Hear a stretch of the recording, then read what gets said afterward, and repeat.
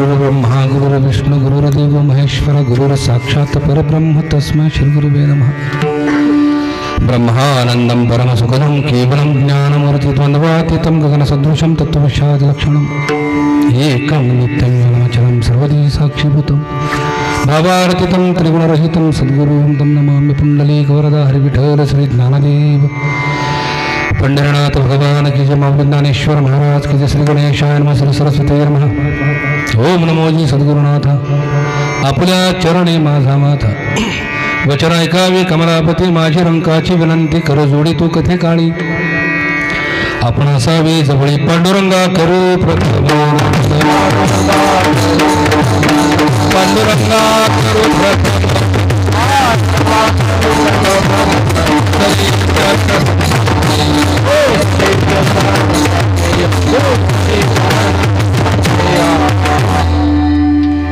पांडुरंगा करू प्रथम नमन दुसरे चरण संतांच्या त्यांच्या कृपादाने कथेचा विस्तारू बाबाजी सद्गुरुदास तुका जयंचे केली स्मरण होय सकळ विद्येचे अधिकरण तेची बंधू चरण श्री गुरूंचे.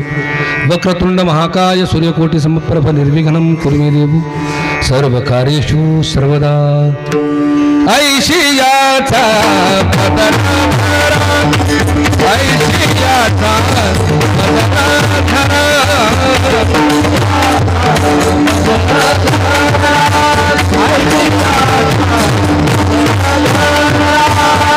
येणे देव येईल घरा येणे देव येईल घरा ऐके पदरा ऐके पदरा येणे देव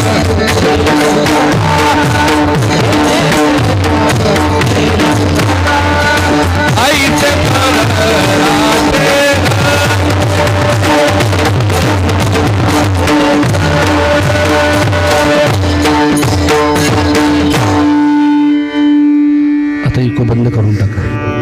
मी ज्या वेळेला गाईन फक्त बोट त्याच्यावर ठेवून द्या. शंगा दूर नेऊ ಎಲ್ಲರೂ ಕನ್ನಡ ಮಾತು ಬರ್ತಾ ಇದೆ ಎಲ್ಲರಿಗೆ ಶಂಗದೂರು ನೀವು ಚಲೋ ಆಗಿದ್ದೀರಿ. ಸೇವಕರता निवडलेला भंग अनंत कोटी ब्रह्मांड नायक जगदवंद्य जगद्गुरु संत तुकाराम महाराजांचा मनाला मनोबोध करणाराचा अभंग आहे. स्वामींच्या विषयाला अनुसरूनच थोडा हा विषय मी कंटिन्यू करतोय. तसं मन हा विषय क्लिष्ट आहे. थोडा तानपुरा कमी करा. आता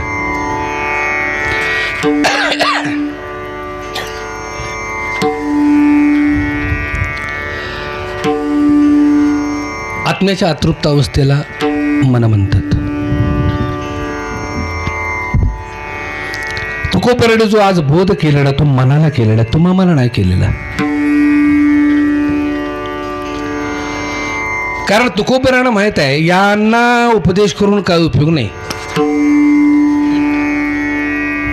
कारण ही ज्यांच्या ताब्यात आहेत त्यांना उपदेश करायला पाहिजे.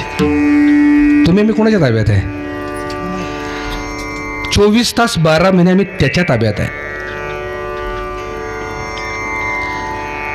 माकडाचा खेळ मदारी करत असतो. मदाऱ्याच्या हातात माकडाच्या दोऱ्या असतात. मदारी सांगेल तसं माकड उड्या मारत असतं. पण इकडे उलट झालंय. माकडाच्या हातात मदाऱ्याच्या दोऱ्या आहेत. कळते का माझं बोलणं? मन आहे माकड आणि आम्ही आहे मदारी. पण झालंय उलट. माकडाच्या हातात मदाऱ्याच्या दोऱ्या आहेत. ते सांगेल तसं आम्ही उड्या मारतोय. मनोमार्गे गेला. तो खूप बरा आहे. विचारपूर्वक अभंग इतका सुंदर लिहिला की बाबा रे नको नको म्हणा गुंतू माया जाळी. कोण आहे असं म्हणे? बघा सगळीच जर त्याला घाबरत असतील तर काय तरी वैशिष्ट्य आहे मनाकडं. बरोबर आहे ना? मन एक वेगळाच विषय आहे. ज्ञानोबराय सुद्धा मनाला मनोबोध करतात. समर्थाने तर 200 ओव्या सज्जन म्हणून लिहिलेल्या आहेत. 200 मनाचे श्लोक लिहिले आहेत. तुकोबरा सुद्धा मनालाच उपदेश करतात. सगळेच उपदेश मनाला का करा, मनाला का करतात? कारण मन कुणाच्याच अजून ताब्यात आलेलं नाही. थोडं बलाढ्य मन आहे हे कुठं सांगू. भगवंताचा सख्य भक्त अर्जुनाला देखील मनाचा प्रश्न पडला. ज्ञानेश्वरमध्ये सुंदर उभे आहेत. अर्जुन म्हणे जनार्दना बहु चंचलता या मना, स्थिर नाही जीव भावना यासी दंडन सांगिजे. भगवंता माझं मन माझ्या ताब्यात नाही, याला काहीतरी दंड दे, हो काहीतरी पर्याय सांग, काहीतरी मार्ग काढ. माग बोलते बघा कोणते,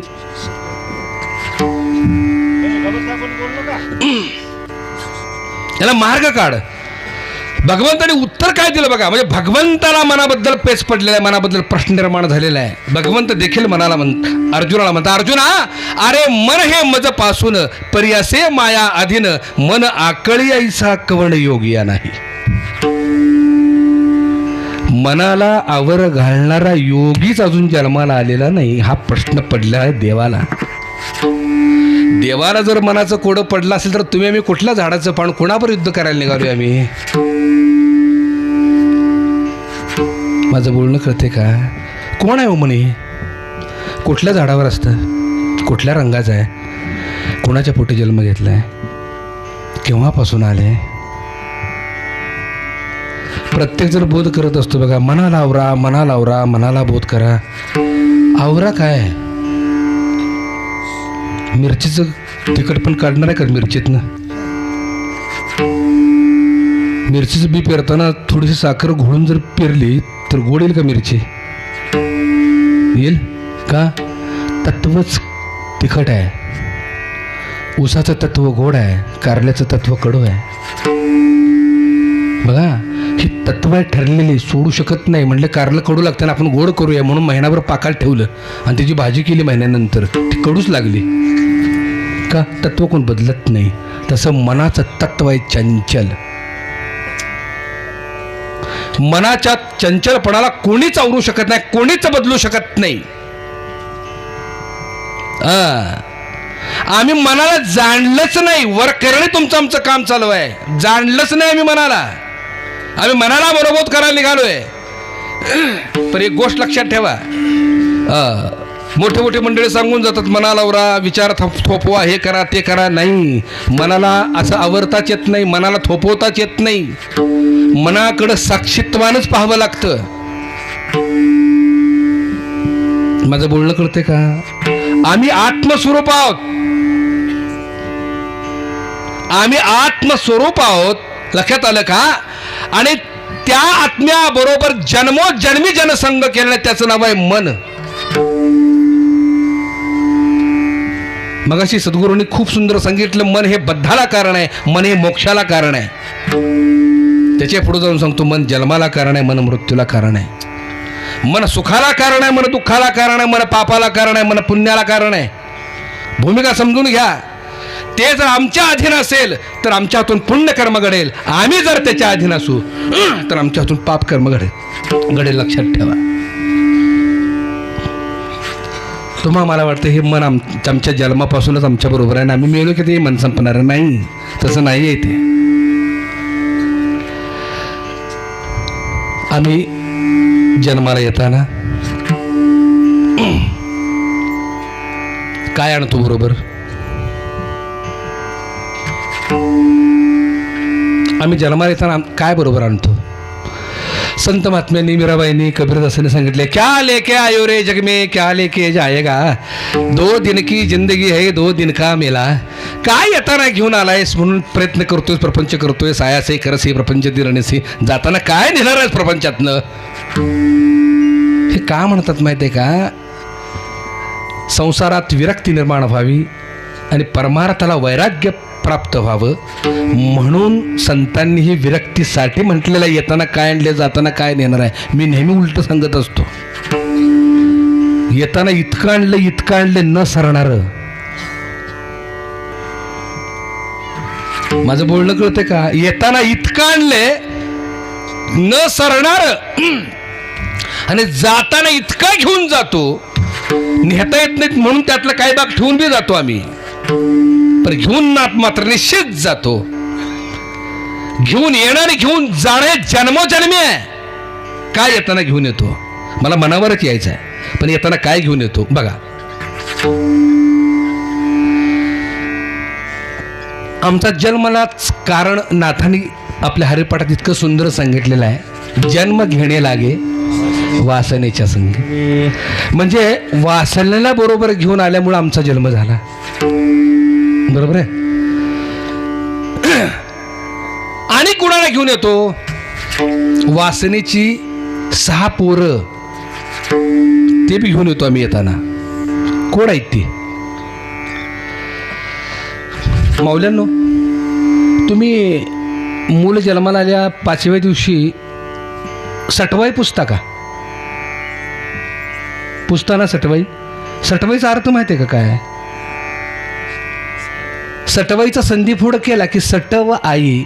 सटव म्हणजे षडविकारांची आई. षडविकारांची आई कोण आहे तर वासना. आम्ही तिच्या दगड मांडतून तिला जाऊन पुसतो की बाई ग, हे कार्ट तुझ्यामुळे जन्माला आले, नाही का? इथून पुढं तुझ्या 6 पोरापासण्याचं संरक्षण कर म्हणून आम्ही पूजन करत असतो. म्हणजे येताना आम्ही त्या वासनेबरोबर षडविकारही घेऊन येतो. आणि काय घेऊन येतो? त्रिविध ताप, आदिदैविक, आदिभौतिक आणि आध्यात्मिक असे 3ही ताप घेऊन येतो. आणि काय घेऊन येतो? संचित प्रारब्ध आणि क्रियामान ह्याही गोष्टी घेऊन येतो. आणि काय घेऊन येतो? रजोगुण, तमोगुण आणि सत्वगुण. त्रिगुणात्मकच आहे शरीर. आम्ही 3ही गुण घेऊन येतो.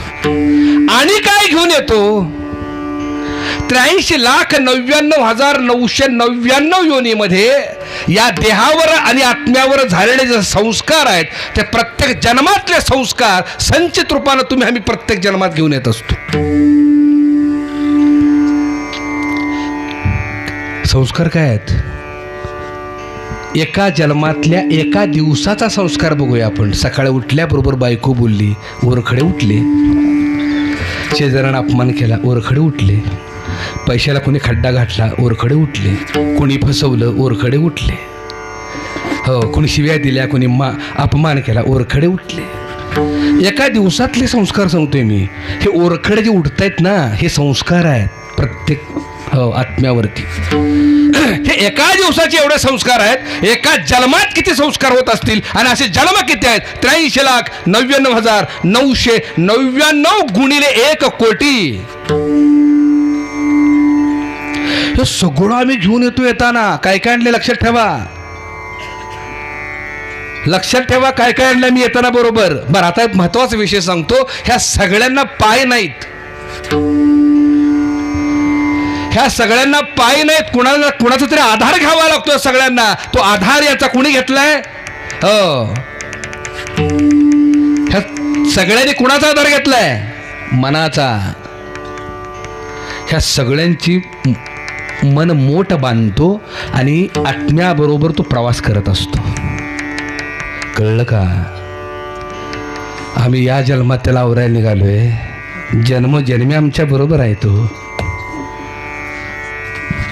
कळते का माझं बोलणं?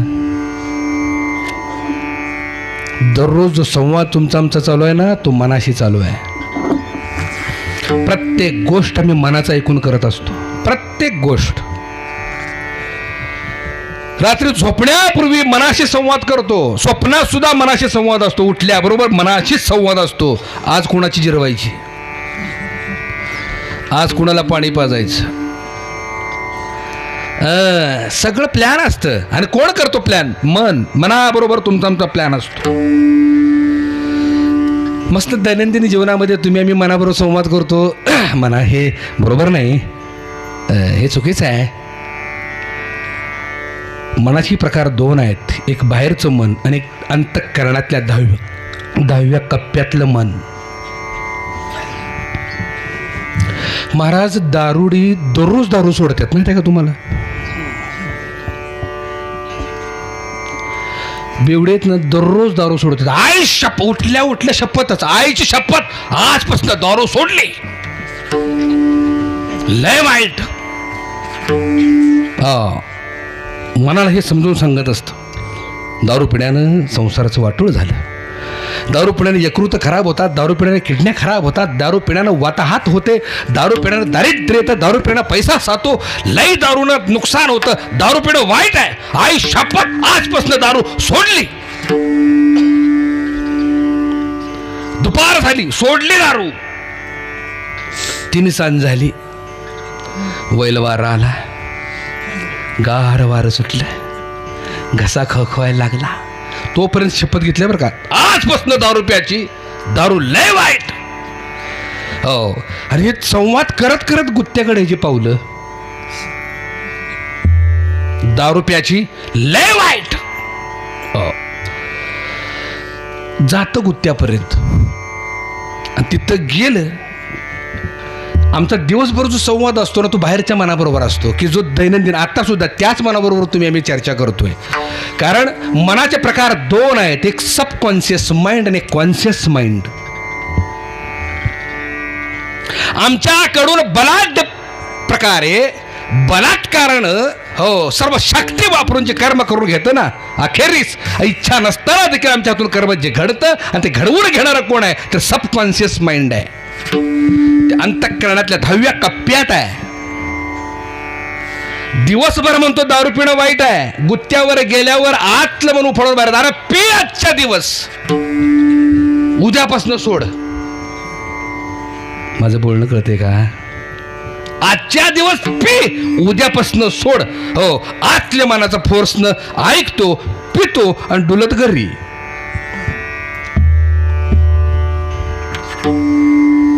तंबाखू खाणं वाईट, कॅन्सर होतो तोंडाचा. नको नको नको तंबाखू ती नाही का. हो, अक्षरशः ती चुन्याची पुडी आणि ते चुन्याची डबी फेकून देतं, दररोज फेकून देतं. 3-4 दिवस कसं तरी कंट्रोल करत सांगतो, लय तंबाखू खाणं वाईट, बरोबर नाही, कॅन्सर होतो, मरतात. हो, तोंडाचा कॅन्सर झाला तर अत्यंत वाईट, दुर्गंधी, ते नको नको नको नको अजिबात नाही. 4 दिवस कसं तरी मनामध्ये कंट्रोल करतं आणि 5व्या दिवशी आतलं मन जे म्हणतं, आज मारायचं उद्या मारायचं आहे, मर की खाल्लंच तू, काय होतंय त्याला, खा तंबाखू. खाता तंबाखू ते. अर्थ कळला का? कुठलं मन सांगते, परस्त्री माते समान मानावी नाही का, वेशागमन करू नये, स्त्रीकडं पाहताना पित्याच्या नजरेनं पाहावं, बंधुत्वाच्या नजरेनं पाहावं, फार वाईट आहे ते. हे मनाशी संवाद चालू आहे बरं. आणि एक दिवस आतलं मन त्याच्याकडनं बलात्कारच करून घेतं, इच्छा नसताना ते कर्म करून घेतं. दैनंदिन जीवनामध्ये आमच्या हातून जे मोठ्या मोठ्या चुका होतात, त्या चुका होण्याला कारण कोण आहे, तर सबकॉन्शियस माइंड, सुप्त मन, की ज्या मनाला मी अजून ओळखलंच नाही. माझं बोलणं कळते का? तुम्ही लय सिरियस झालाय, गंभीर झालाय नाही का? कीर्तन बोर होत नाही ना? नाही, बरोबर आहे. चोरापुढं चोराचा अवगुण काढलं की चोराला राग येतो, तसं मनापुढं मनाचा अवगुण काढलं की मनाला राग येतोच नाही का? उद्या मन तेच म्हणणार आहे, कुठला महाराज धरून आणला होता, जरा कॉमेडी करावी, सासूसून सांगाव्या, नाहीतर काय काय लावलं हे. मनाबरोबरच संवाद आहे. आमच्यातून कर्म मनाकडूनच होत असतं. भूमिका समजून घ्या. कर्म कसं होतं बघूया. युद्धभूमीवरती कर्म करणारे सैनिक वेगळी, युद्धभूमीवरती प्रत्यक्ष युद्ध करणारे सैनिक वेगळी, त्यांना संदेश पुरवणारे सैनिक वेगळी. या दोन्ही सैनिकांवरती नियंत्रण ठेवणारा एक जण आहे, त्याचं नाव आहे सेनापती, कर्नल. त्याच्या शेजारी एक केबिन आहे, तो निर्णय देत असतो कायम. ती कोण आहे, तर त्या देशाची राणी आहे. आणि या दोघांच्या पाठीमागे एक जण आहे, ह्या सर्वांच्या वरती फक्त निरीक्षण करत असतो, कर्म काहीच करत नाही. तो नुसताच त्या सिंहासनावरती आरूढ आहे, त्याचं नाव आहे राजा. आता हा राजा कोण, ही राणी कोण, तो सेनापती कोण, ही सैनिक कोण, मनाचा कान करून ऐका. आता मनाचा सुद्धा विषय तुम्हाला मनाचा कान करूनच ऐकावा लागेल. कारण मनाचं वैशिष्ट्य काय माहिती आहे का, एका विषय चिंतन करत असतात, दुसऱ्या क्षणाला ते दुसऱ्या विषयाकडे जात असतं. त्या विषयावर मी येणार आहे. प्रत्यक्ष युद्ध भूमीवरती कर्म करणारे कोण आहेत बघा. आता आपल्या समोरच आहे, प्रॅक्टिकल आहे, लांब कुठं जायची गरज नाही. हा मनुष्य देह म्हणजे देश आहे. हा मनुष्य देह म्हणजे देश आहे. आणि या युद्ध भूमीवरती युद्ध करण्यासाठी मगाशी महाराजांनी खूप सुंदर सांगितलं, रात्रंदिनामा युद्धाचा प्रसंग अंतर्बाह्य जगाने म्हण. दररोज आम्ही युद्ध करत असतो. ते युद्ध करणारे प्रत्यक्ष सैनिक कोण आहेत माहिती का, कर्मेंद्रिय आहेत. बरोबर आहे ना. हात पाय गुदाशिष्ण आणि तोंड या माध्यमानच आम्ही दैनंदिन जीवनामध्ये कर्म करत असतो. म्हणजे कर्मेंद्रिय आहेत, जे ज्यांच्या माध्यमातून कर्म घडतं त्यांना कर्मेंद्रिय म्हणतात. हे प्रत्यक्ष युद्धभूमीवर युद्ध करणारे सैनिक आहेत. त्यांच्यावर नियंत्रण ठेवणारे काही सैनिक आहेत. नियंत्रण म्हणण्यापेक्षा संदेश पुरवणारे ते कोण आहेत, ज्ञानेंद्रिय आहेत. नाही का. डोळे, कान, नाक, त्वचा आणि जीभ हे ज्ञानेंद्रिय आहेत. म्हणजे या कर्मेंद्रियांना संदेश पुरवणारे हे ज्ञानेंद्रिय आहेत. 5 आणि 5 10 या 10 इंद्रियांवरती नियंत्रण ठेवणार 11वं जे इंद्रिय आहे त्याचं नाव आहे मन, त्याचं नाव आहे सेनापती. भूमिका समजून घ्या. 11वं मन जे आहे ते सेनापती आहे. या 10 इंद्रियावरती त्याचं नियंत्रण आहे. आणि त्याच्या शेजारी एक केबिन आहे, ती राणी या देशाची, तिचं नाव आहे बुद्धी. का, निर्णय क्षमता तिच्याकडे आहे. आणि या सगळ्यांच्या वरती साक्षीत्वानं नजर ठेवून जो कोणी आहे त्याचं नाव आहे आत्मा. तो आहे राजा या देशाचा. कळलं का. आता कर्म कसं घडतं,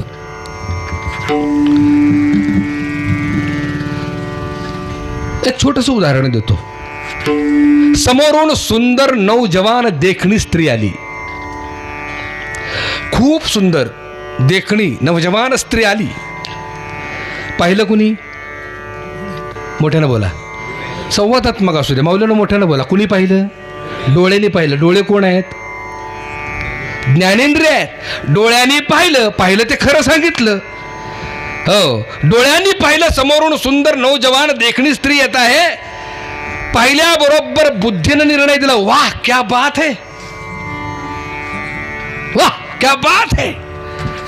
बुद्धीचा निर्णय येतो ना येतो तो परत सेनापतीला गप बसवेना. सेनापती कोण आहे, मोठ्यानं बोला, मन. त्यानं लगेच कर्मेंद्रियांना ऑर्डर दिली, जमतंय का बघा, जमतंय का बघा.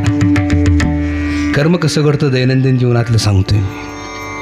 आता जमतंय का बघा म्हटल्यावर आता नोकरी तर टिकवून ठेवायची आहे. कर्मेंद्रियाने आज्ञा पाळली. आज्ञा कुणाला केली, मनानं, कर्मेंद्रियांना. जमतंय का बघा. बिचारी कर्मेंद्रिय आज्ञा पाळली, गेले, कोपरा मारला. जाता जाता जमतं का बघा सांगितले, वरून ऑर्डर आदेश आलाय, मारला कोपरा. जसा कोपरा मारला हाताचा, तसं कुठलं कर्म झालं, पापकर्म का पुण्यकर्म, मोठ्यानं बोला. पापकर्म झालं. पापकर्म झालं. आता पापकर्माचं फळ तुकोबाराने इतकं गोड सांगितलेलं आहे. पापाचे संचित देहासी दंडन, पापाचे संचित देहासी दंडन.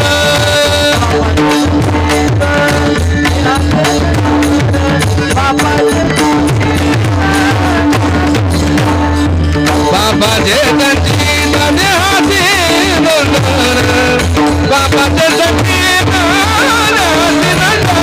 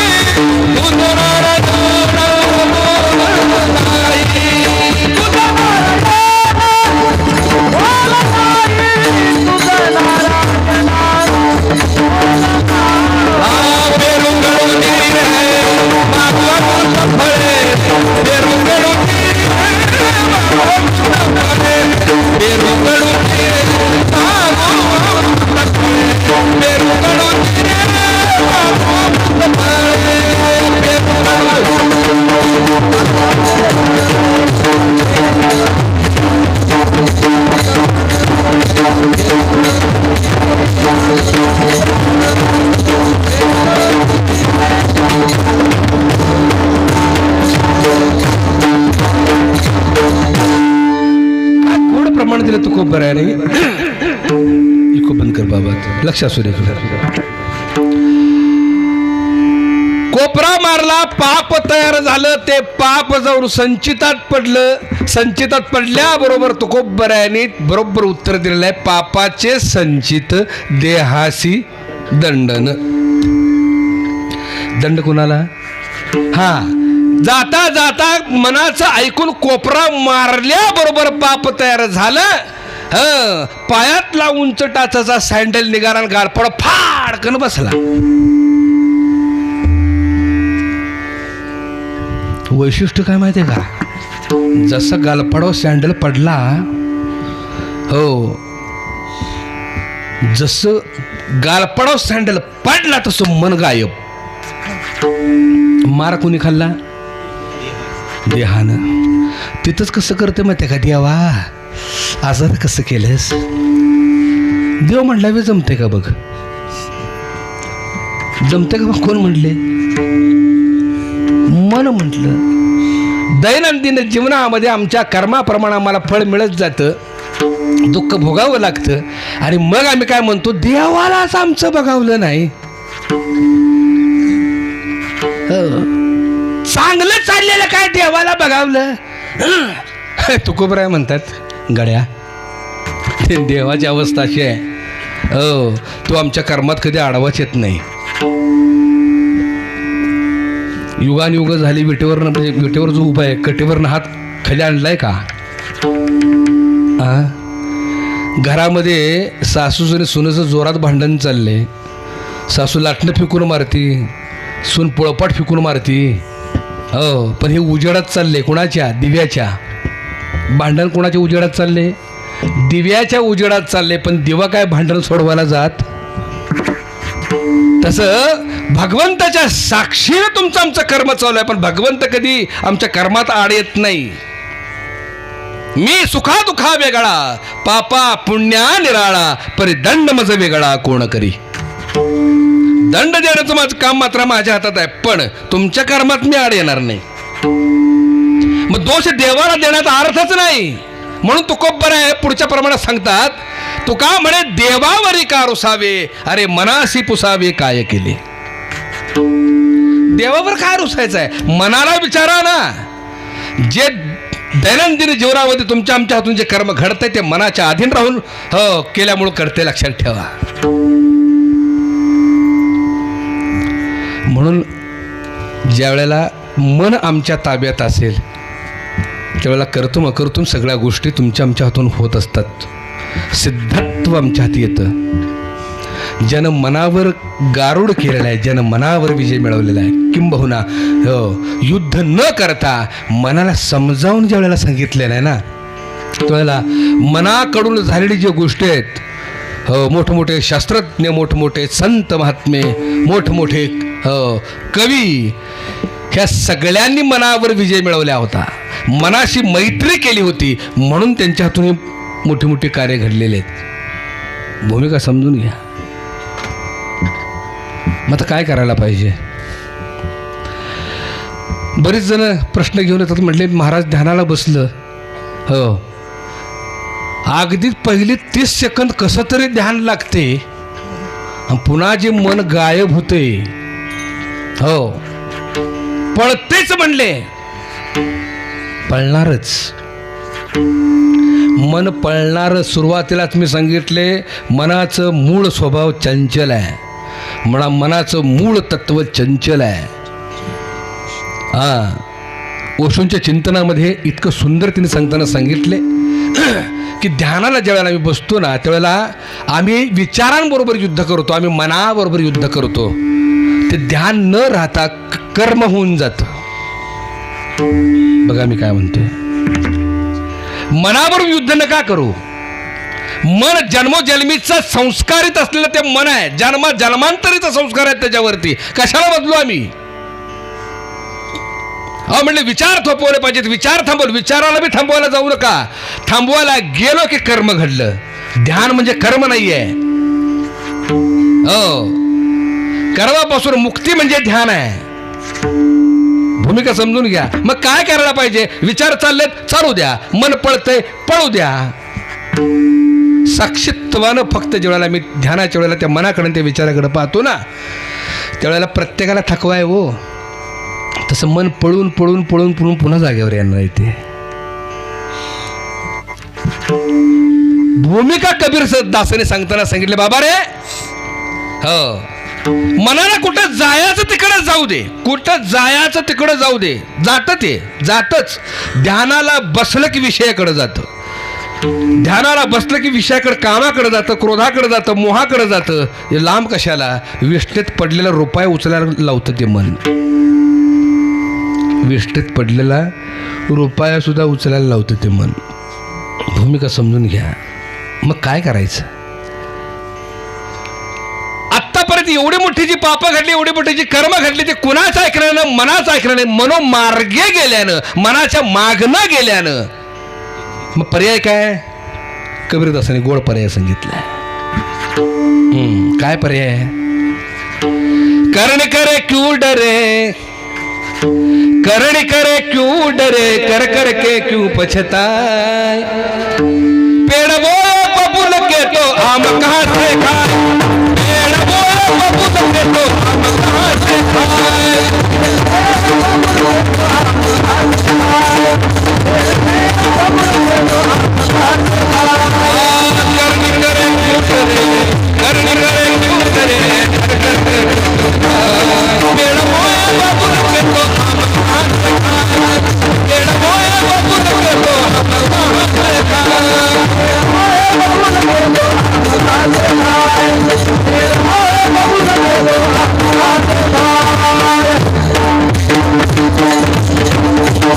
मन जाता है तो जाने दे, मत जाने दे शरीर. मन जाता है तो जाने दे, मत जाने दे शरीर. नहीं किसी के मार को कहा जाएगा तीर. मन जाता है तो जाने दे, मत जाने दे शरीर. अल्लाह करके बात करे, अल्लाह करके बात करे, हो जाता है पेड़ बोए बबूल के तो हम कहाँ से खाए, पेड़ बोए बबूल के तो हम कहाँ से खाए, पेड़ बोए बबूल के तो हम कहाँ से खाए, पेड़ बोए बबूल के तो हम कहाँ से खाए.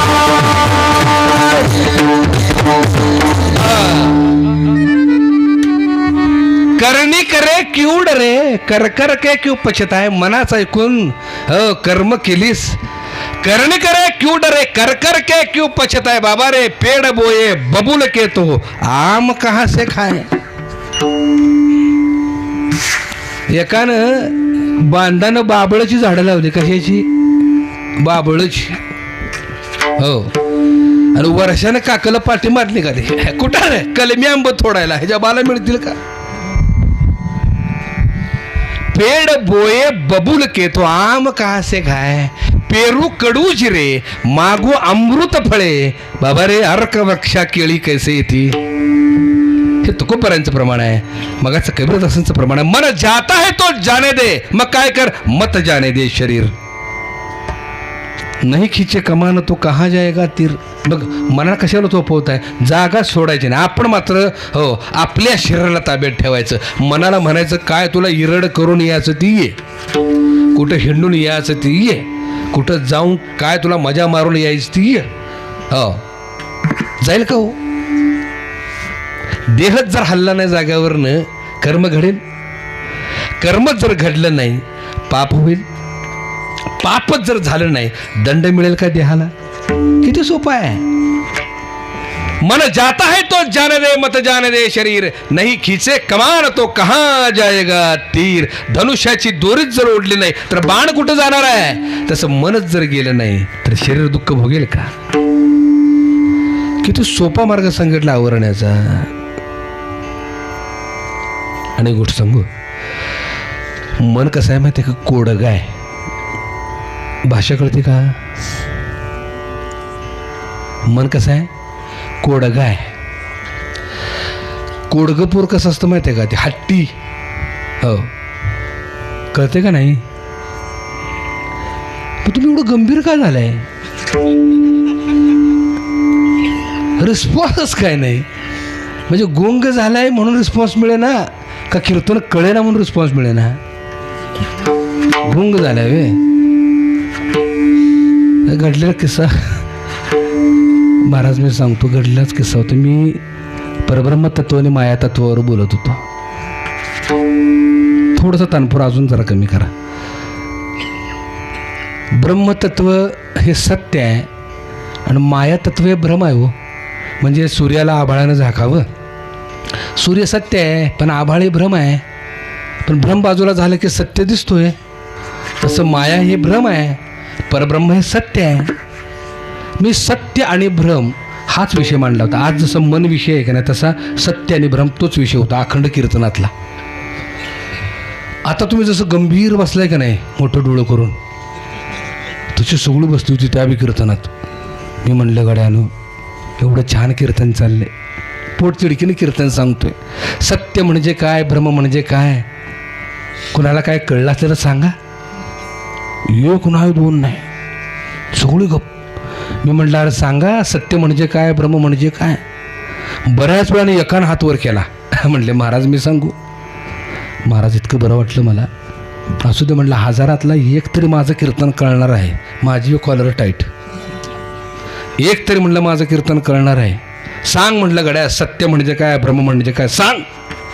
तो म्हणला महाराज तुम्ही सांगता हे सगळं सत्य आहे, पण तुम्ही सांगितलेलं आम्हाला कळले असं जे तुम्हाला वाटते तो तुमचा भ्रम आहे. ज्या अर्थी एवढ्या मोठ्यानं हसल्या त्या अर्थी मी भ्रमातच आहे. आता नाही भ्रमात नाही ना. गोडगं पोर असतं ना, मारलं की लापाट होतं. पण प्रेमानं डोक्यावरून हात फिरवला का नाही, हो आणि गोड बोललं का नाही की सांगेल तो काम ऐकतं का नाही पोर. मनाचं सेम तसं आहे, सेम तसं आहे.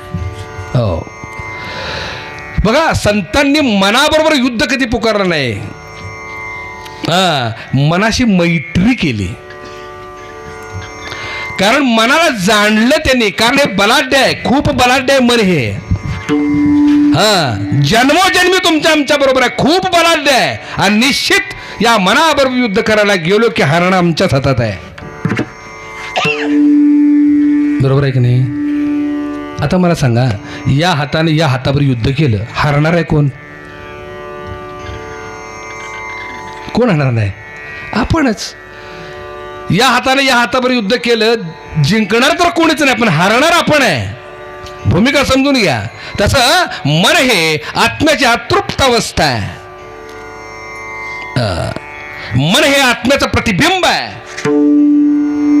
आत्म्यावर जर विषयानं जर गारुड केला असेल, काम क्रोध मोह मत्सर अहंकार दंभ छळ कपट द्वेष निंदा अशा त्रशा कल्पना कामना वासना भावना इच्छा त्रशा तमन्ना संकल्प विकल्प भेद खेद संशय ह्या सगळ्या विषयांनी मनावर जर गारुड केला असेल, लक्षात आलं का, तर त्या पद्धतीनेच ते उमटणार आहे.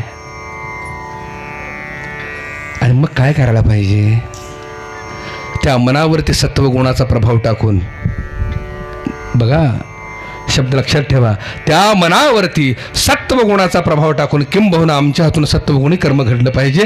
त्याच वेळेला तमोगुण आणि रजोगुणाचा प्रभाव कमी येईल आणि मन आपलं होईल. समजून घ्या.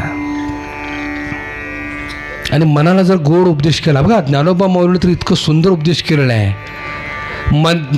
मनाबरोबर भांडले नाहीत, मनाला इतका सुंदर उपदेश केला आणि मनाला उपमा दिली भ्रमराची. ऋण झुणू रे भ्रमरा सांडी तू ऋण झुणू भ्रमरा सांडी तू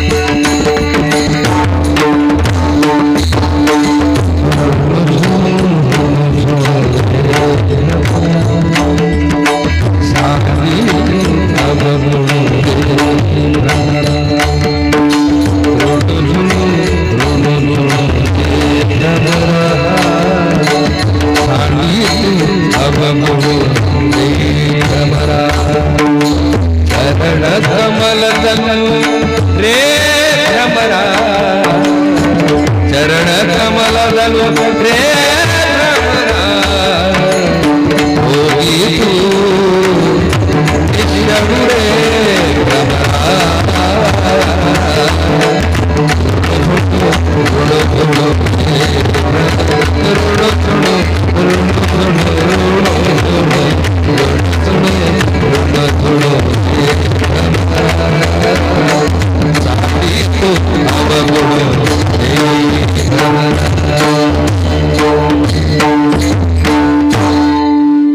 ऋण झुणू रे भ्रमरा. ज्ञानोबरायांच्या काव्यातलं वैशिष्ट्य सांगतो. मनाला उपदेश करताना, मनाला उपमा देताना भ्रमराची उपमा दिली. भ्रमरा तुझं अवगुण टाक. आता मनाला भ्रमराची उपमा देत असताना ऋणुझुण या शब्दात त्या भ्रमराचा आवाज देखील आहे. बघा, माऊलींसारखा श्रेष्ठ कवी जगतात नाही, जगतात.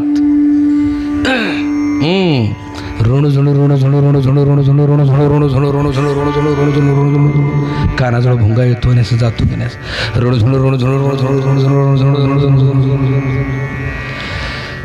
ही चाल लावली आहे हृदयात मंगेशकरांनी. प्रत्येकाने ऐकलेलं आहे, ऐकलेलं आहे. ऋणू झुणू रे भ्रमरा प्रत्येकाने ऐकली. ही चाल हृदयात मंगेशकरांची आहे. गायले स्वर्गीय लता देतील. शब्द तर माऊलींचे आहेत. बघा, तिघही त्याच तोलामोलाचे आहेत. पण भूमिका सांगतो. ज्ञानोबा माऊलीने भुंग्याच्या आवाजासाठी ऋणुझुणू हा शब्द वापरला, पण हृदयनाथ मंगेशकरांनी तो ऋणुझुणू प्रकट व्हावा आणि भुंग्याचा आवाज स्पष्ट लक्षात यावा म्हणून बासरीमध्ये जी वाजवली ना मधली म्युझिक पीस, थोडंसं मला कळतं संगीतातलं म्हणून सांगतो. म्युझिक पीस दा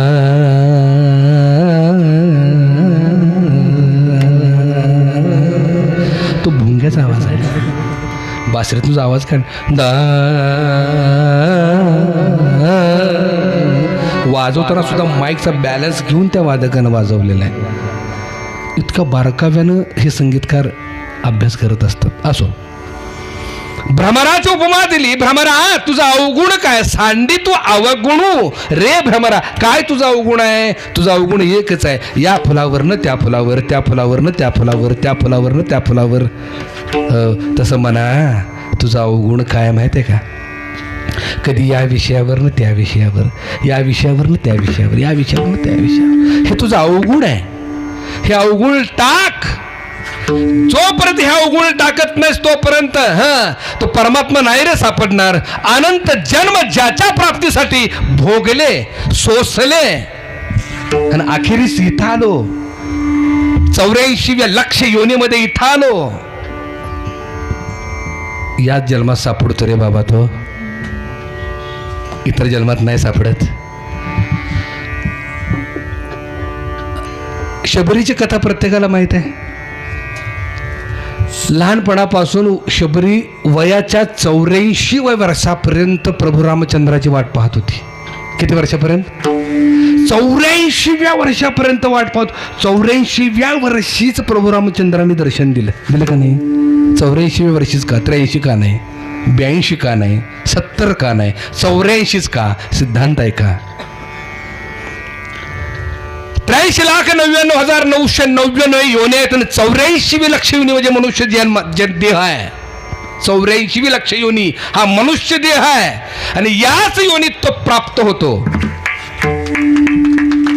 याच योनीत तो प्राप्त होतो. भ्रमरा मना भुंग्या प्रयासाने मिळाले नाही का? त्याच्या प्राप्तीसाठी तर हा जन्म आहे.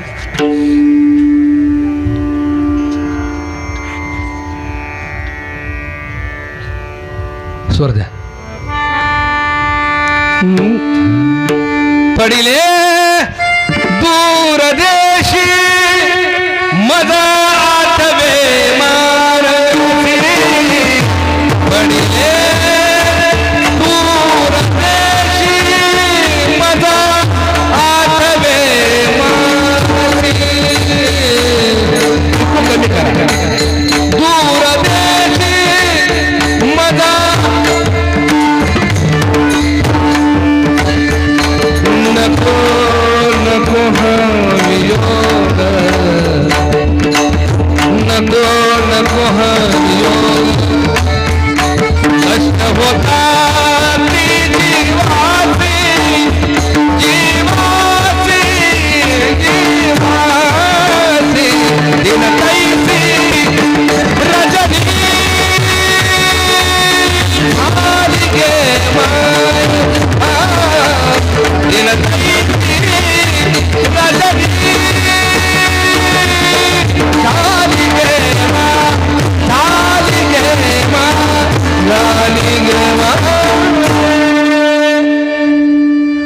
पडिले दूरदेशी, दारोबऱ्यांचीच विरहिणी आहे. पडिले दूरदेशी, दूरदेशी म्हणजे ऑस्ट्रेलिया, झिम्बाब्वे, अमेरिका. पडिले दूरदेशी म्हणजे या देशात. भगवंता अनंत गावं ओलांडून 83,99,999 गावं ओलांडून अखेरीस या देहात चरपडत धडपडत आलो का? याच देशात तू भेटणार आहेस, याच देहात तू भेटणार आहेस. पडिले दूर देशी मजा ठवे मानसी. देवा नको नको हा वियोग कष्ट होता ती जीवाची. दिन तैसी रजनी झाली गे माये, अवस्था लावून गेला अजूनही का. मनाला मनोभूत करताना खूप सुंदर केले. तुझं हे अवगुण आहे या फुलावरनं त्या फुलावर जाणं. मग एक काम कर, तुला फुलातलं मकरंदच खायचं आहे ना, तुला फुलातला पराग कणच खायचा आहे ना. मग एक काम कर, काय कर. चरण कमल दलू रे भ्रमरा, चरण कमल दलू, पांडुरंगाच्या चरण कमल दलातला तो पराकण सेवन कर भक्तीचा, भक्तीचा रस पी. भोगी तू निश्चळू रे भ्रमरा, ऋणू झुणू रे भ्रमरा. अशा पद्धतीनं गोड संयमानं जर सांगितलं ना, लक्षात आलं का, तर ते मन ऐकतं. आणि एकदा मनावर आम्ही ताबा मिळवला, मनावर विजय मिळवला, प्रेमानं त्याला जिंकलं. जिंकता येतं पण कशानं? प्रेमानं. प्रेमानं त्याला जिंकलं तर तो आपला सच्चा साथी होतो. मन करा रे सर्व. आमच्या हातून ज्या गोष्टी घडणार नाहीत, किंबहुना भगवंताच्या हातून ज्या गोष्टी घडणार नाहीत, त्या मनाच्या हातून गोष्टी घडतील. पण कधी? आम्ही त्याच्यावर विजय मिळवल्यानंतर, प्रेमानं जिंकल्यानंतर. मग ते खरं सांगू, तो एकदा लक्षात आला, तो एकदा आमचा मित्र झाला की दोन्ही पक्ष पाही. मनाचं वैशिष्ट्य सांगतो, एक तर ते कर्मात व्यक्त होत नाही. तुम्हा आम्हाला छान सल्ला देतं, चांगलं काय वाईट काय, खरं काय खोटं काय, सत्य काय असत्य काय, परमार्थ काय प्रपंच काय, हे सगळं ते व्यवस्थित समजावून सांगतं बघा. आणि त्याच्याकडून जर चांगला सल्ला पाहिजे असेल तर त्याच्याशी फक्त मैत्री करावी. तुकोबाराने तेच केलं. भंडारा डोंगरावरती तुका म्हणे होय मनाशी संवाद, आपुलाची वाद.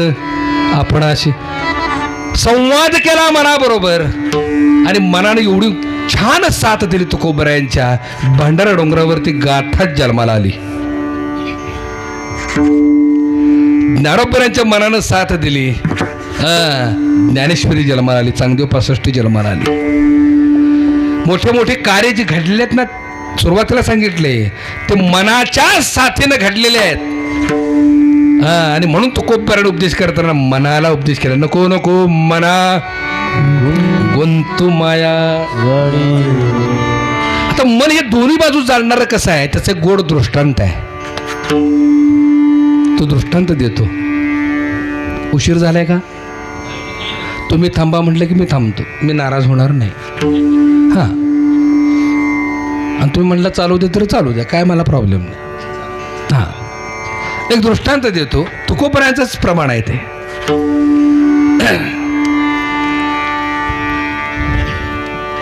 कानडीने केला मराठा भ्रतार, कानडीने केला मराठा भ्रतार, कानडीने केला मराठा भ्रतार, कानडीने केला मराठा भ्रतार, कानडीने केला मराठा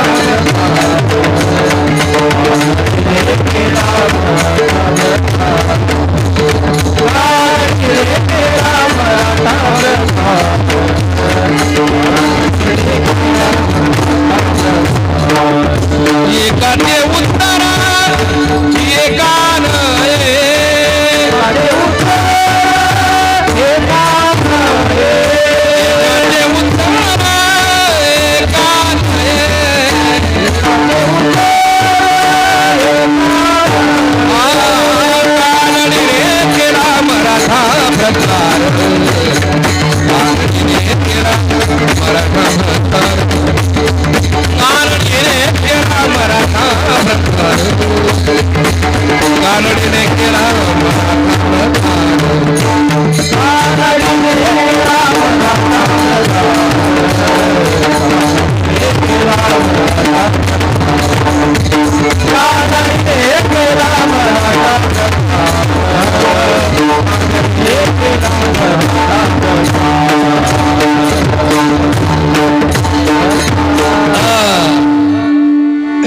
कानडीने केला मराठा हातार एकाचे उत्तर एका मनाच्या दोन्ही बाजू जाणण्यावरती तुकोबरायांचं ते गोड प्रमाण आहे. एका कन्नड मुलीनं मराठ्या मुलाबरोबर लग्न केलं. आणि पूर्वी प्रथा कशी असायची माहिती आहे का? 35-40 वर्षापूर्वी प्रथा अशी असायची की लग्न झालं की मुलीचे आई वडील मुलीला अक्षता पडल्या पडल्या घरी घेऊन जायचे, माहेरी घेऊन जायचे आणि 6 महिन्यानंतर नांदायला पाठवायचे. म्हणून म्हटलं मी 40-50 वर्षापूर्वीचं लग्न आहे, आत्ताचं नव्हे. आता लग्नाच्या आधीच पिरा माझ्या मागल्या ते अलीकडे काय प्रे वेडिंग निघाले नवीन. ती शहरात पद्धत इकडे आहे की नाही मला माहीत नाही. प्रे वेडिंग माहीत आहे का? आहे ना लग्नाच्या आधी शूटिंग. तो फोटोग्राफर सांगतोच इथं पप्पी घ्या, ती घेते ती खांद्यावर डोकं ठेवून तिथं नाही का मांडीवर झोप. आणि का तो फोटोग्राफर सांगतो हिने आबरू लखतर विषयला टांगली हिने नाही का. संसार बी त्याच्याच सांगण्यावर करणार का आता?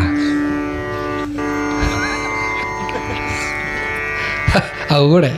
असो, तो प्रांत आपला नाही, आम्ही काय समाज सुधारक नाही आहे, पण जे खटकलं ते सांगतो.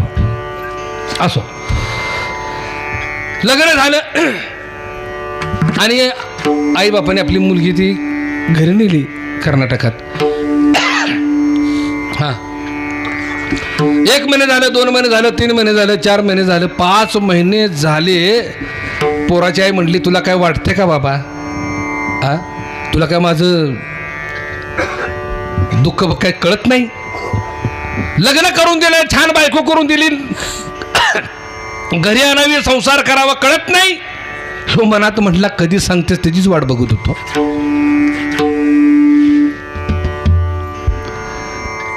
जा म्हणले उद्या घेऊन ये.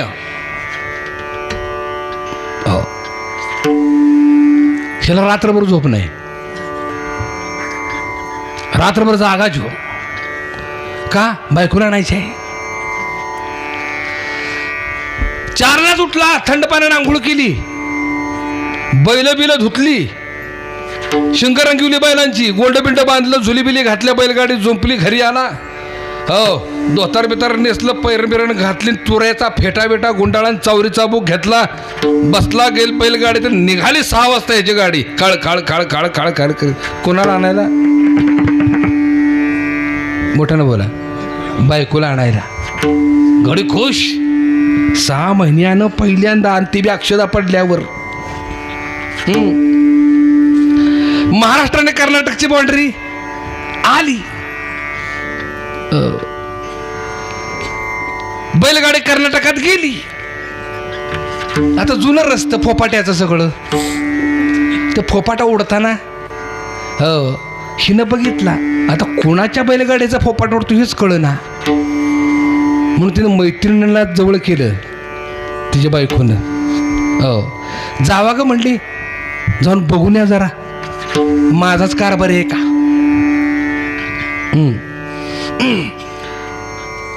त्या प्रसंगावरती सुंदर असं प्रल्हाद शिंदेचं 50-60 वर्षापूर्वीचं एक गीत आहे, खूप सुंदर आहे. दिसते कोणाची गाडी, ढवळ्या रंगाची जोडी, जागसयानो कुणी पाहून या, जागसयानो कुणी पाहून या, जागसयानो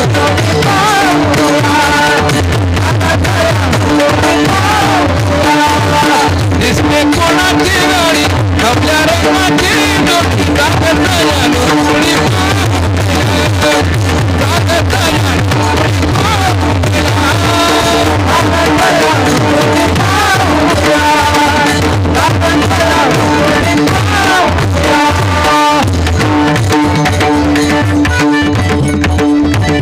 प्रसंग इतका सुंदर रेखाटलाय, इतका गोड रेखाटलाय बघा.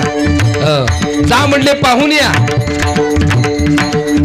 गाडी पाहून होतो जीवाचा कालवा, असले राया तर मला पदरानं भालवा. गाडी पाहून होतो जीवाचा कालवा, असले राया तर मला पदरानं भालवा. सांगा ही गाडी तुम्ही हळूहळू चालवा, सांगा ही गाडी तुम्ही हळूहळू चालवा गाठा या सासुरवाडी मुक्या जीवना थोडी लागता यानो कोणी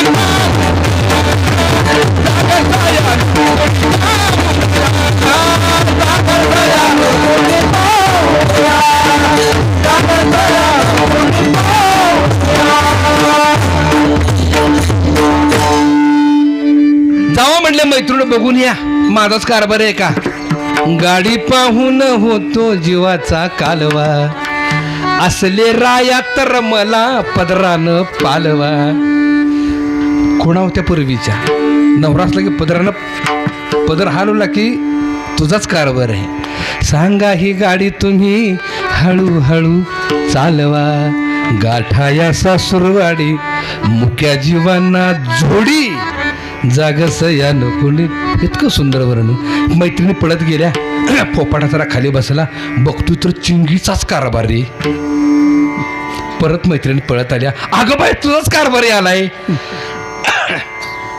झालं मग जरा पळापळ सुरू झाली दुरड्या बिरड्या काय म्हणतो तुम्ही इकडं दुरड्याच म्हणता ना आमच्याकडं दुरड्याच म्हणतात बरं झालं हो ना तर काय झालं दुरड्याच मी सांगितलं होतं हा दृष्टांत 6 महिन्याने एकाचा फोन आला तर महाराज सगळं कीर्तन कळलं पण दुरड्या काय कळलं नाही बरोबर आहे ना हो प्रांत बदलतो राज्य बदलतं 10-10 किलोमीटरवरती भाषा बदलती व्यवहार बदलतात रूढी बदलतात परंपरा बदलतात आमच्या तिकडं परंपरा वेगळी आहे महाराष्ट्रात म्हणजे आमच्या सातारा जिल्ह्यात जीव गेल्यावर जाळतात आमच्या तिकडं असं पळापळ सुरू झाली मग दुरड्या त्या बुत्त्या कानावलं चिवडा लाडू बिडू बांधून व्यवस्थित बैलगाडी ठेवल्या रडारडे सुरू झाले तर निघाली बिचारी म्हणून आई बापाबरोबर जरा भेटली रडली डोळ्यातनं पाणी काढलं मैत्रिणीनं भेटली भावा बहिणीला भेटली सगळ्यांना भेटी म्हणून रडून हो शेवटी बैलगाड्याच्या कोपऱ्यात बसली पदरान डोळे पुसत पुसत बाय बाय टाटा झालं गाडी परत निघाली खाळ खाळ खाळ खाळ खाळ खाळ खाळ खाळ गाडीत किती जण आहेत गाडीत किती जण दोघच भेटल्यात कधी 6 महिन्यानंतर म्हणजे अक्षदा पडल्यावर पहिल्यांदा दोघांच्या बी मनात प्रेमाचं लाडू फुटत होतं आधी कोण बोलतंय ती बोलते का मी बोलतोय ती बोलते का मी बोलतोय हे चाललं होतं बरं करायचं काय बरीच गाडी पुढं गेली तरी मी कोण बोलायला तयार नाही शेवटी ह्यो गडी म्हटला लेखा वेळ वाया जायला नको मग गाड्याच्या जातीला आधीच धीर धरवत नाही ह्यो जरा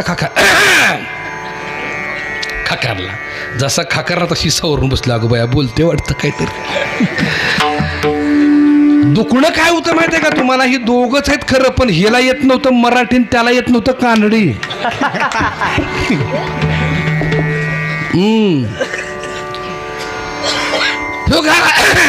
खाकाऱ्याबरोबर जरा सावरून बसली बोलते वाटतं काहीतरी एक गाव आलं काहीतरी निमित्त पाहिजे की एक गाव आलं असं बरं कर्नाटकातच गाडी होती अजून त्यामुळे त्याला काय माहीत नव्हतं तिथलं हो गाव आलं होय का ह्या गावाचं नाव काय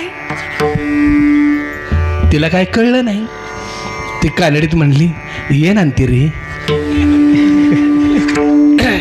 शिवगडी खुश बायको बोलली बाबा ह्या गावाचं नाव काय ये नांती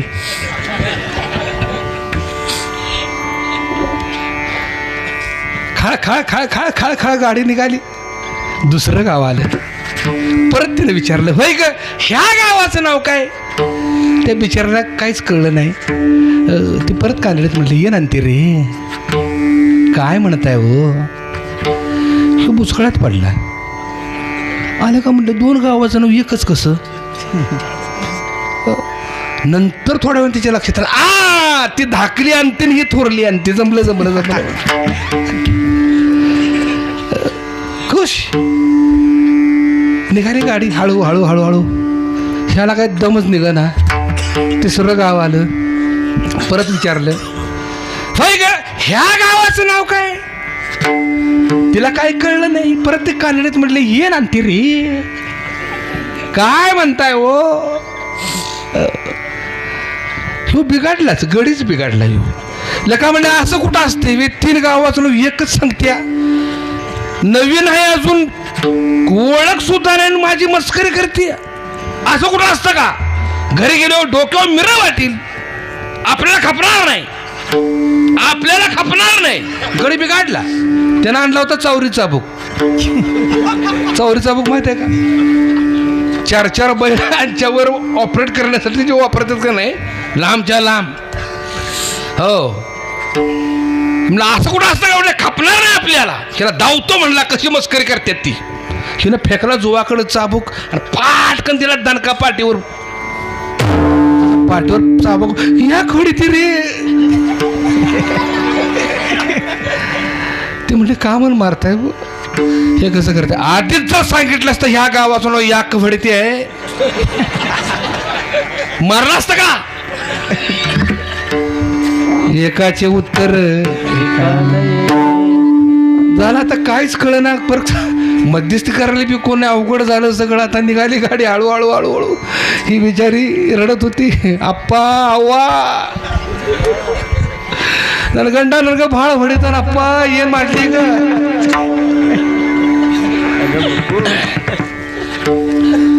महाराष्ट्र आणि कर्नाटकाची बाउंड्री आली आणि तिथं बसला होता दुभाषिक. त्याला मराठी बी येत होतं आणि कानडी बी येत होतं.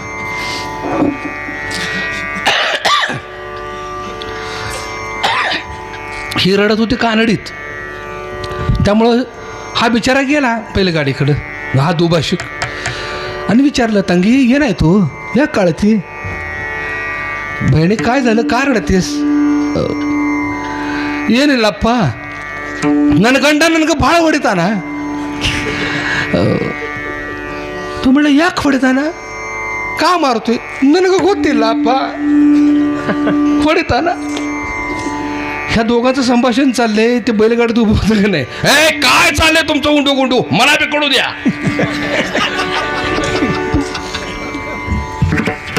तेव्हा त्या दुभाषिकाच्या लक्षात आले गाल्या का, म्हणले हिला येत नाही मराठी, त्याला येत नाही कानडी, इथं घोटाळा झालाय. का मूर्खा, का मारलंस तिला? का म्हणून मारतोयस?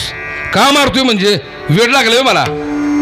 3 गावाचं नाव एकच सांगते, येणार ती, आणि फटका दिल्यावर म्हणते या खोडी ती. मग आधी जर सांगितलं असतं मारलं असतं का मी? ह्याचं वेडे पण त्या दुभाषिकाला कळालं. याला काय कळत? अरे वेड्या, तुझी बायको प्रेमानं तुला आनंदानं जिव्हाळ्यानं अंतःकरणापासून म्हणत होते, काय म्हणताय हो, काय म्हणताय हो. अरे तिचा जीव आहे तुझ्यावर, खूप प्रेम करते तुझ्यावर. असं मारायचं नसतं. भावना समजावून घे, अंतःकरण समजावून घे, भाषा समजावून घे. हां, नाहीतर सगळं अवघड होईल बाबा, असं नको करूस. तो म्हणाला, दादा बरं झालं इथंच सांगितलं तर घरी गेलो पहिली तिला सोडचिठ्ठीच देणार होतो. म्हणजे दोघांचा संसार जुळवला कोणी जुळवला? दुभाषिकानं. तसं मन हे सत्य जाणतं, असत्य जाणतं. किंबहुना प्रपंच आणि परमार्थ दोन्हीची सांगड घालून परमात्म्यापर्यंत घेऊन जाण्याचं सामर्थ्य त्या मनाकडे आहे. भूमिका समजून घ्या. मन शरीराच्या विषयाकडे तरी नेतं, नाहीतर मन परमात्म्याकडे तरी नेतं. देह आणि परमात्म्याच्या मधला दुवा कोण आहे तर तो मन आहे. म्हणून तो गोब्याने उपदेश करताना, नको नको मना गुंतू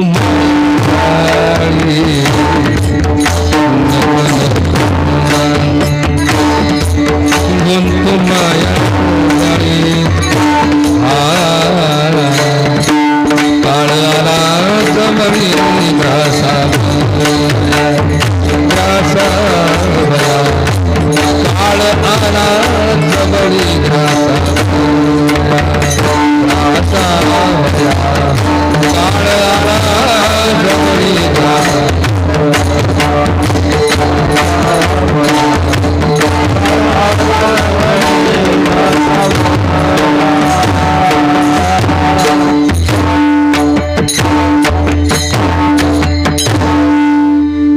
नको नको मना गुंतू माया. कीर्तन सेवा टपणार आहे फक्त 5.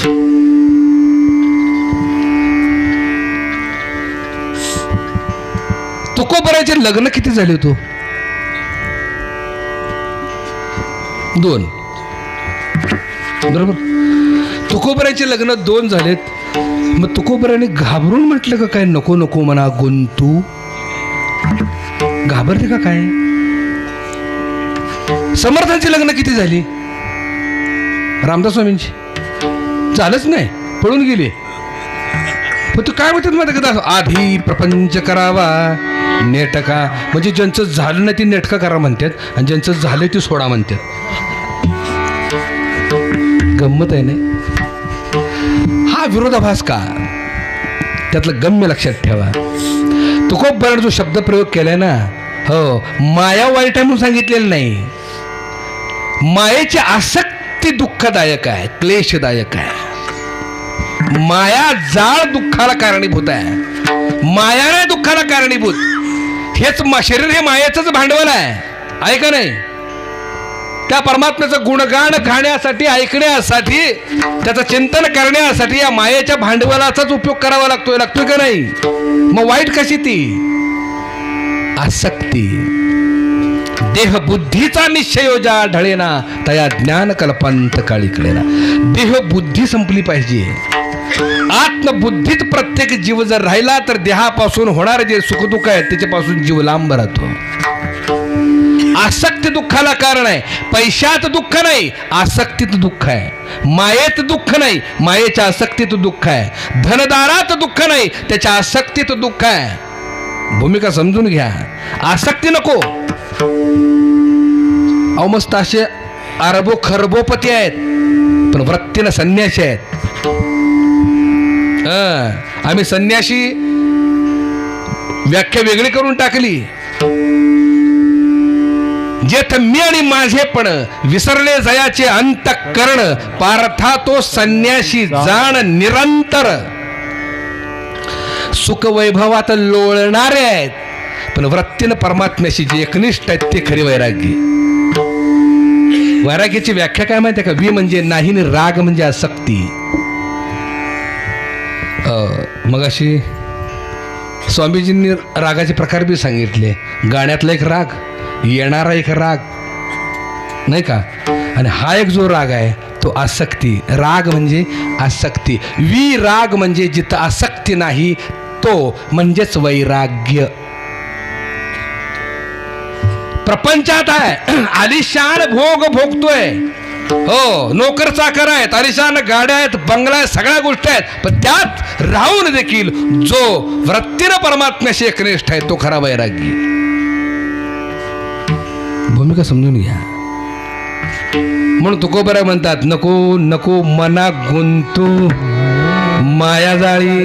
याचा अर्थ असा होतो की आमचा प्रपंच परमार्थाला आडवा येत नाही, आम्ही आणतोय.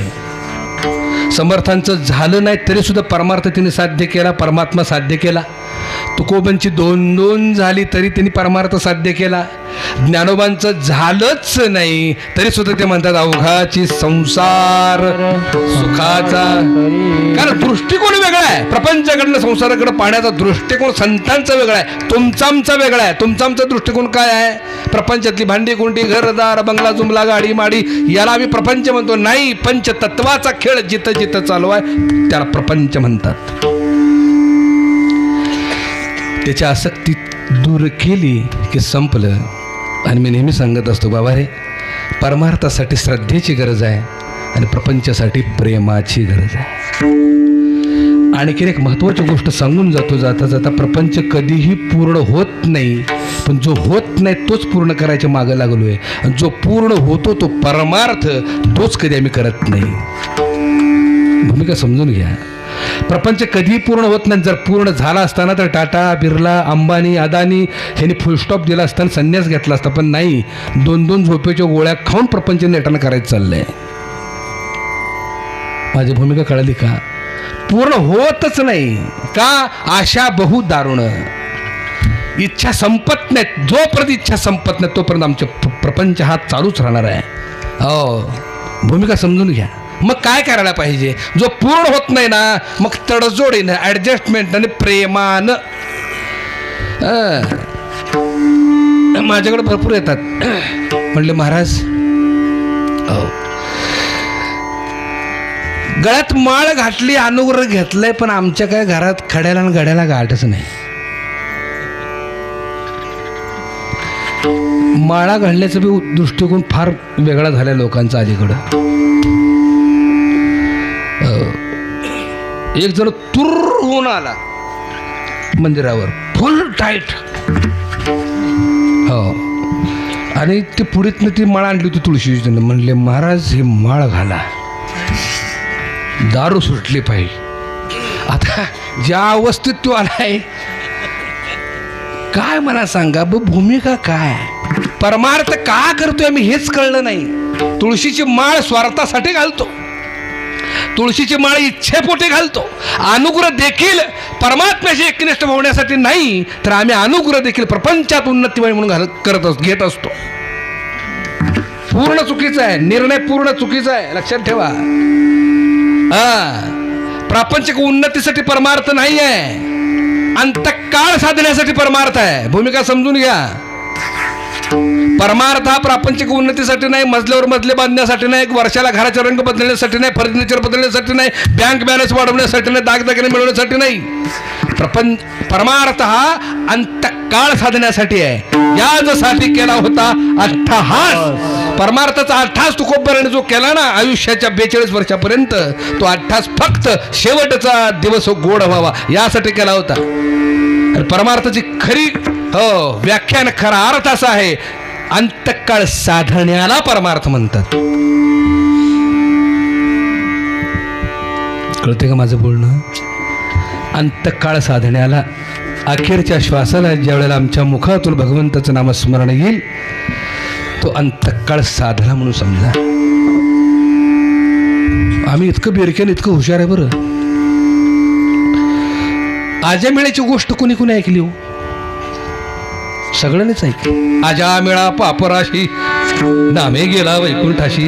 आम्ही मंडळी मात्र इतकं गोड चटणी मीठ लावून सांगत असतो, आजामेळ्यानं काय केलं, आयुष्यभर पाप केली, बघू नये ते बघितलं, करू नये ते केलं, वेशागमन केलं, अखेरीस दैवयोगानं त्याला एक पुत्र संतान प्राप्त झालं, आणि योगायोगानं त्याला नारायण नाव ठेवलं. पण आयुष्यभर नुसती पापच केली. पुत्र वियोगानं अखेरीस मृत्यूशयीवरती ज्यावेळेला आजामेळा पडला होता, त्यावेळेला मुलाचं नाव घेऊन शयेवरती चरपडत होता, धडपडत होता, नारायण नारायण नारायण. कोणाचं नाव घेत होता? आसक्ती कोणाबद्दल होती? मुलाबद्दल. आसक्ती मुलाबद्दल. देवाचा काय संबंध आहे का इथं? आम्ही बी इतकं भारी सांगतो, मरताना तो नारायण नारायण म्हणाला, आणि आयुष्यभर पाप करून सुद्धा शेवटी तो कुठे गेला? वैकुंठाला गेला. आम्ही बी एवढं बिरके आहे. आयुष्यभर त्यानं काय केलं? पाप केलं. मरताना नारायण म्हटल्यावर त्याला वैकुंठ मिळालं. आपण बी तसंच करू.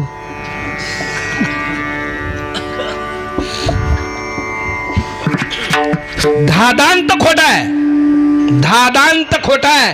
अहर्निशी सदा परमार्थ करावा. रात्रंदिवस परमार्थ का करावा? अखेरचा श्वास भगवत नावात जावा म्हणून, आमची वासना मावळावी म्हणून. आम्ही नेहमी सांगत असतो, ज्या विषयाचं आयुष्यभर चिंतन असताना तोच विषय अखेरच्या श्वासावर उफाळून येतो. आयुष्यभर जर परमार्थ साधला असेल तर भगवंत सहकार्य करतो मृत्यूच्या समयी. आयुष्यभर जर विषयी नुसता प्रपंच प्रपंच प्रपंच जर केला असेल ना, तर वासना जन्माला कारणीभूत ठरते. भूमिका समजून घ्या. आणि म्हणून अंतकाळ जर साधायचा असेल तर अहर्निशी सदा परमार्थ करावा, पाय न ठेवावा आडमार्गी. भूमिका कळली का? मग प्रपंचही तसाच. ज्या प्रपंचामध्ये भगवंताचं अनुष्ठान आहे, ज्या प्रपंचामध्ये प्रेम आहे, तो खरं परमार्थ आहे. लक्षात ठेवा. प्रेम दिलं पाहिजे. एक जण माझ्याकडे आला, म्हणले, महाराज माझ्या काय म्हणले घरात खड्याला घड्याला गाठ नाही. मी म्हटलं काय झालं? बायकोले कजाक. कजाक म्हणजे काय? भांडखोर, लय भांडते. मी म्हणले, वेड्या एक गोष्ट लक्षात ठेव, जसं तू बाहेरची कामं करतोस तसंच ती बी माऊली घरातली काम करत असते. तिला बी प्रेमाची गरज आहे. असं करू नकोस. तुम्ही जरा प्रेमानं 2 शब्द बोल. अहो म्हटले महाराज काय बोलायचं प्रेमानं 2 शब्द. हो पहिल्यापासूनच भांडते म्हटले, माझ्याच नशिबाला पिढा आली. म्हटले वेड्यात असं नाही. दिसायला कशी कासे ना बायको, प्रेमानं बोल जरा, म्हण कारभाराने, काय सुंदर दिसतेस ग, क्या बात आहे.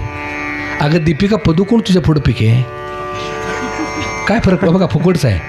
पैसे देऊन आणायचे शब्द फुकटचं. दीपिका पदुकोण, हो तुझ्या पुढं पिके आहे बघ, इतकी देखणी दिसतेस तू, क्या बात आहे. भांडण लागलं तर विचार. अरे 2 शब्द कौतुकाचे लागतात बायकांना, कळत नाही तुला. अहो म्हणले महाराज सगळं ठीक आहे, पण ते नाही जुळायचं नाही, वेडायच का. प्रेमानं सगळी गोष्ट प्रेमानं आहे. जेवण कसं का होईना, म्हण कारभारने, काय स्वयंपाक केलायस ग, क्या बात आहे, वा वा वा वा. हा काय तो तुझ्या हाताला चव, हा म्हण. फरक बघ, नाही आठवड्यात स्वतःसारखी सरळ तर विचार, असं म्हणताय. मग प्रेमानं बोल. शिव बरोबर महाराजांचं टेक्निक घेऊन घरी गेला. गिळायच्या वेळेला गेला. कधी गेला? गिळायच्या वेळेला गेला. नाटकी हसू. जाऊन पाटावरच बसला. बायको म्हणले, आलं की मी तर खादीला कारण धरणेला भार ह्याला लावला चुलीला. आमची सातारी भाषा आहे. हो आलं गिळायला, भाजी भाकरी वाढली, ताट पुढं सरकलं, खा मुडद्या. हे ना आपलं भाकरी मुडली, भाजी घेतली, तोंडात घातली. आणि महाराजांनी सांगितले कौतुक करावं. कसा का स्वयंपाक होईना, कौतुक कर. हे म्हणला कारभार रे, क्या बात आहे, काय भाजी झाली आज, नाद भारी. बायकोला कौतुक वाटावं का नाही. शिनं घेतलं लाटणं आणि जी फोडायला सुरुवात केली, नवऱ्याला ब पदाडला. अगं म्हणले का मारतेस, तुझं कौतुक केलं मी, असं काय करतेस. ते म्हणले मुडद्या, दररोज भाजी करते तेव्हा नावं ठेवतेस आणि आज शेजारने दिलेल्या भाजीला चांगलं म्हणतेस बाय. त्याला सातत्य लागतं, दृष्टांत आपल्याला नाही इथं. तो म्हटला काही पिढा बरी झाली. म्हटलं महाराजाचा मी काय पर्याय चालत. हे म्हटला पिढा ज्याच्याकडनं आणली त्यालाच फोन लावावा म्हणून सासऱ्यालाच फोन लावला तिथनंच मोबाईलवरनं. मामाजी असं कुठं असतं का, मीच भेटलो का तुम्हाला. मामाजी म्हणते, जावई बापू काय झालं, काय झालं, काय तुमची पोरगी मारते मला, असं कुठं असतं, मीच भेटलो आहे तुम्हाला. हे काय बरं केलं नाही मामाजी तुम्ही. मामाजीचा तिकडनं रिप्लाय आला, जावई बापू जे फळ तुम्हाला दिलंय त्याचं अख्खं झाड मी घरात सांभाळतोय. घ्या गोड. घरोघरी मातीच्या चुली. जावायला ज्या अडचणीत त्या सासऱ्याला अडचणी आहेत. प्रपंच कधी पूर्ण होत नाही. मग प्रेमानं तो पूर्णत्वाकडे न्यायचा असतो. नको नको मना तुम्हाला जाळी काळाला जवळी ग्रासा गया विठोबा